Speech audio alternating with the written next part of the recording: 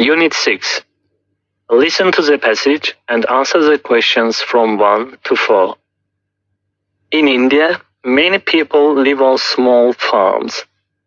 They live a quiet and simple life.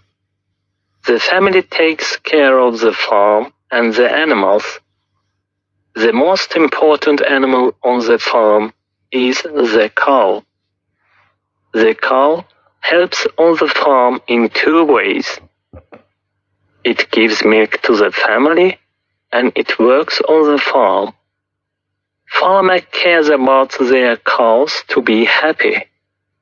In India, it is against the law to kill a cow.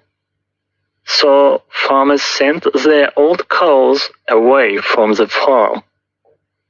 The cows walk around free in the street. People buy the grass and give it to the cows. People also give their own food to the cows, and cows are careful not to hit the cows. There are special animal hospitals for old or sick cows. The government and some rich people pay for these hospitals.